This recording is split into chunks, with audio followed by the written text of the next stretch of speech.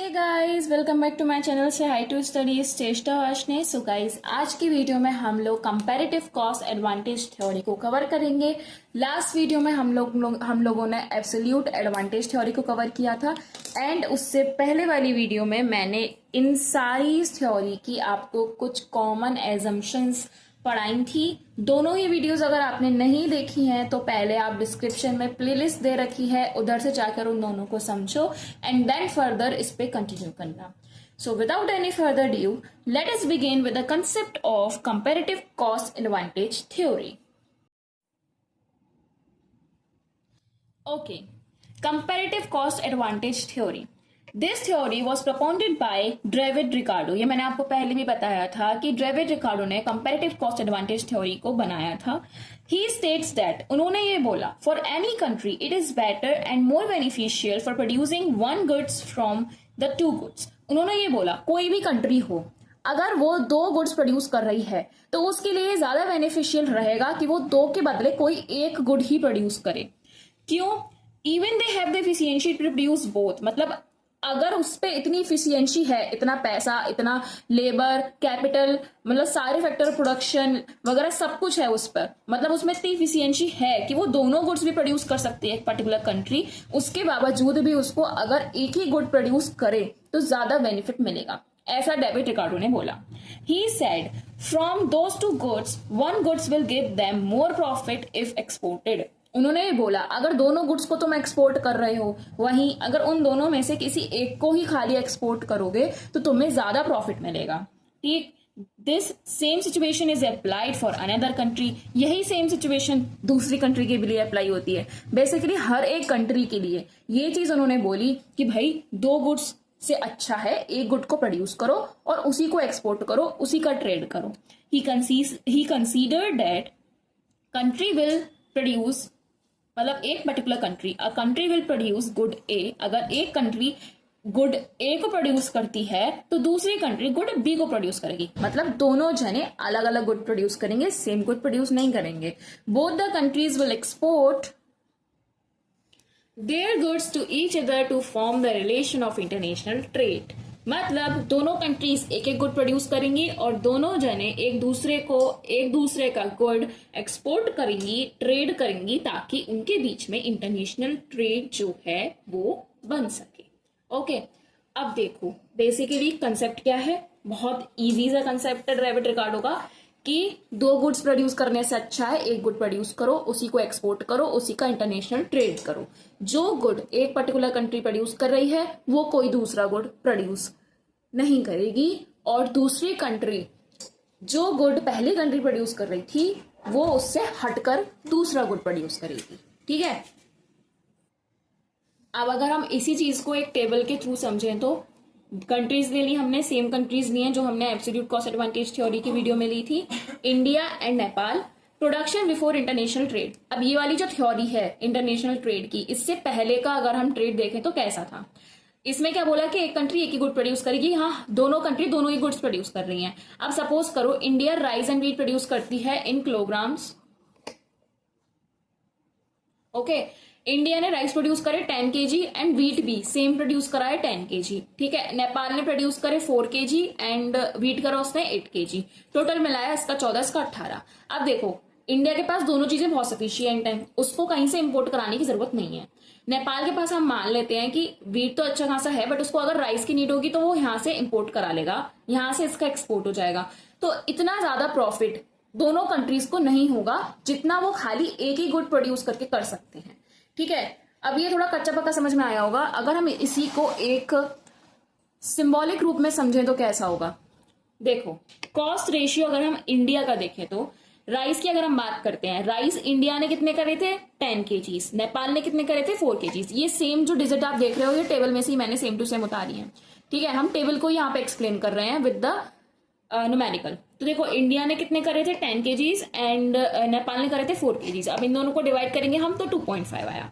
अब अगर हम व्हीट की बात करें तो इंडिया और नेपाल सेम, इंडिया ने 10 kg करे एंड नेपाल ने 8 kg, 1.25 आया। तो देखो 2.5 इज ग्रेटर देन 1.5। इसका मतलब क्या हुआ कि this implies that India is getting more profit in rice if compare to wheat.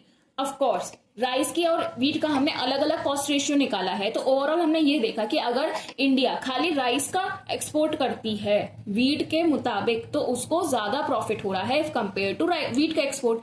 तो यही डेविड रिकार्डो ने कहा कि दो गुड्स का प्रोड्यूस कर कर दोनों का ही एक्सपोर्ट करने से अच्छा है किसी एक गुड का एक्सपोर्ट करो, एक ही गुड को प्रोड्यूस करो, उससे आपको ज्यादा बेनिफिट होगा। ये चीज हमने इंडिया के लिए तो शो कर दी।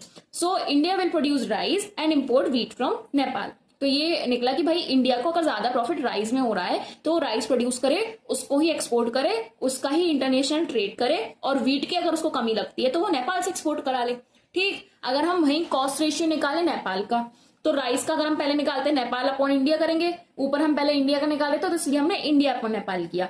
तो नेपाल ने राइस कितना प्रोड्यूस किया था, 4 kgs अपॉन 10 kgs इंडिया का था, तो उसका आया 0.5। तो उसका क्या आया था 0.4। अगर हम वीट का निकाले तो यहाँ नेपाल का निकाल रहे हैं वंस अगेन, तो इंडिया को नेपाल किया जाएगा। नेपाल ने वीट कितना किया था 8 kgs एंड इंडिया ने किया था 10 kgs, तो इसको अगर हम डिवाइड करेंगे तो आएगा 0.8।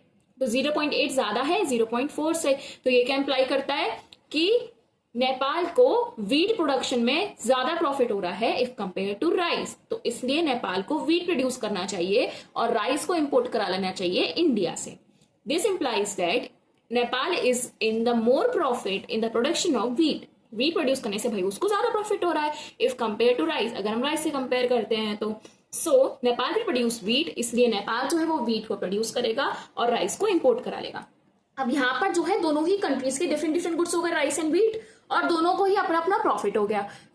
इंडिया के लिए राइस बेनिफिशियल था एंड नेपाल के लिए व्हीट बेनिफिशियल था, तो दोनों ही अपना अपना गुड्स प्रोड्यूस करेंगे, एक दूसरे को एक्सपोर्ट करेंगे और इंटरनेशनल ट्रेड बनाएंगे। अब अगर हम इसी सेम सिचुएशन को समझते हैं थ्रू एक ग्राफ, तो कैसे बोला जाएगा, देखो अब यहाँ पर राइस एंड व्हीट हमने x axis and y axis पर ले लिया है अप्रोप्रिएटली। ठीक है, अब देखो इंडिया के लिए एक राइस इक्वल था 1 वीट के एंड नेपाल के लिए 1 राइस इज इक्वल्स था 2 वीट के। तो हमने इसको एज इट इज ड्रॉ कर लिया, बीच में शेड कर लिया, और ये जो बीच का पार्ट शेडेड पार्ट है ये हो जाएगा हमारा गेन्स। अब ये जो गेन्स हैं वो दोनों ही कंट्रीज के लिए हैं।